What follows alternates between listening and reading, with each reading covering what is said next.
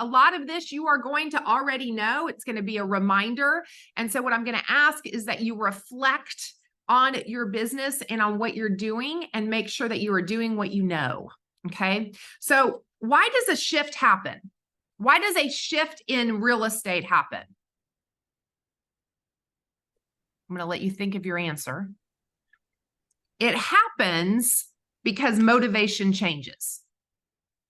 A shift in real estate happens because motivation changes. So yes, do interest rates cause a shift? What they cause is a change in motivation. Does an economic change, maybe the job market, people getting laid off, inflation, does all of that affect the real estate market? Absolutely. What it affects, though, is people's motivations, and that is what really creates our shift. Okay. So in this, the difference between this year and last year is the difference in between the motivation of people looking to buy, sell, and invest in real estate. Would you guys agree with that? That's the difference. So less people are motivated because of economic conditions. They're only motivated by personal reasons. So they're motivated because they have 4 kids in a 2-bedroom home. And so they're motivated to move to a new property. They got a job out of state. And so they have personal reasons to be motivated to do that, right? They're not necessarily motivated because interest rates are so low and this is the time to buy. Although again, let's keep everything in perspective.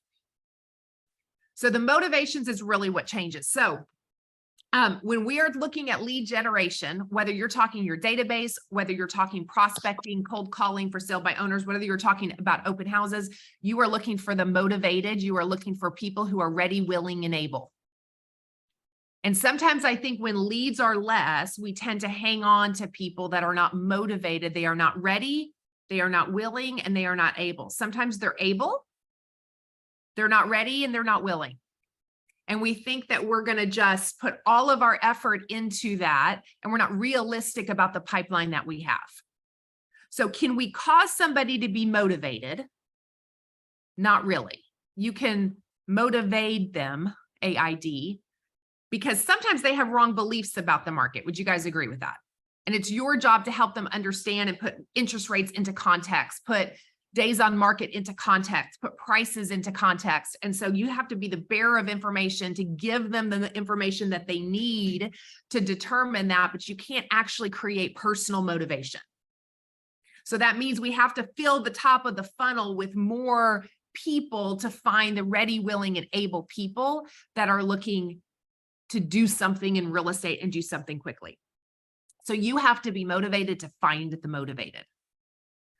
So I would encourage everybody, look at your opportunity pipeline and really ask, are these in my pipeline that I'm counting on as income between now and the end of the year? Are they actually ready, willing, and able? If they're not willing or they're not ready, have I done everything to give them a correct understanding of the opportunity of this market? And if the answer is no, then you go back and have those conversations. Right? But if they're not ready, willing, and able, understand, I'm not saying ignore them and don't nurture them. You can still nurture them, but understand that they are not a buyer funnel in your pipeline. They're not a seller funnel in your pipeline. Okay. So we got to be realistic about what's actually there. You have to be motivated to find the motivated. Be clear on what ready, willing, and able really means. So you're going to look at the method and you're going to look at the message. You're going to look at the message. Here's my question. Is your messaging, whether that is on your social media, whether that is on things you're emailing and sending out to your database, whether that's when you're picking up the phone and making care calls, does your message match the market? And do you know who you're targeting? Who are you targeting in this market? I know Kelly Can is targeting sellers that are ready, willing, and able. She is hyper-focused on a selling message. I will tell you, if you only have a buyer message, you will never attract a seller. All of you should have seller messaging and you will by default still attract buyers. Kelly, do you still have buyers in your pipeline? Have you lead generated specifically for buyers? Nope. Nope. And a couple years ago, when you lead generated for buyers, did you have many sellers in your pipeline? Nope. Nope. Yep. So we need to make sure that our target is correct. Are we targeting this ready, willing, and able seller to do that? Are you using MOFRs, make offer for immediate response? Are you creating a call to action with some type of value? Are you utilizing something like iFinder to generate leads, to get somebody to raise their hand, to create interest? Is your message match the market? Are you prospecting based, marketing enhanced? Or is everything you're doing in your lead generation, is it passive? So I'll just give you a way to know this. If you're not getting uncomfortable ever, unless you're very seasoned lead generator and you're just comfortable now with lead generation, that could be the case. But if you're not getting uncomfortable at all, your methods are too passive.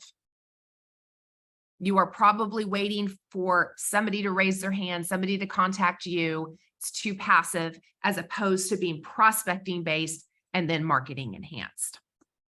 Okay. Are you doing, for instance, if you're doing open houses, are you doing a 7th level open house? How many of y'all remember what a 7th level open house is? Anybody? So some of you probably do this as a matter of your system, and you may not even realize. So some agents, how do they hold an open house? They go stick a sign in the yard and they say it's open. Okay, that's crap. Don't do that. Right? Got to do that with about 6 other things. Okay, so the shift book says a 7th level open house is you put a sign in the yard. Oh, hang on. Sorry, I just lost it. I have all these written down. Now I have lake pictures all of a sudden showing up because I took a picture of this. Okay, then you're going to put a sign in the yard with balloons and riders. Then you're going to have directional signs at key corners with balloons and riders. I think most of us do this. This is pretty standard. Flyers the week before, email invites, and post it on all the websites 1 week before. I see a lot of open houses going up on Friday before the weekend on Red Solo Cup, right? So that means we're not doing any of these next things because we're not giving it enough time. Go invite 100 neighbors minimum.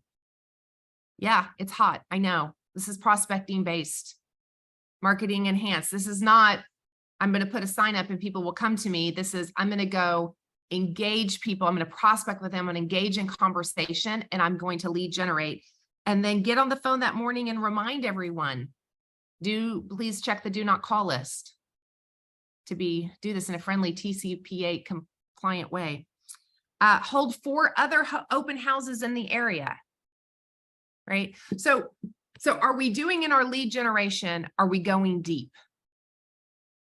We could do the minimum over the last couple years because the masses would come.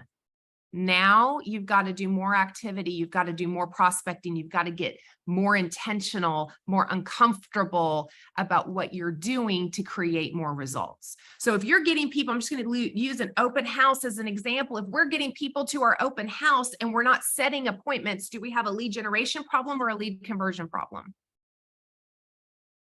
You have a lead conversion problem, right? So generating a lead means you have somebody's contact information. It's not a lead without contact information. Conversion means you set an appointment. So if you're creating opportunities that don't result in an appointment, then we have a lead conversion problem. I absolutely love this quote. Most people don't run far enough in their first wind to realize they have a second. Most people don't run far enough in their first wind to realize they have a second wind.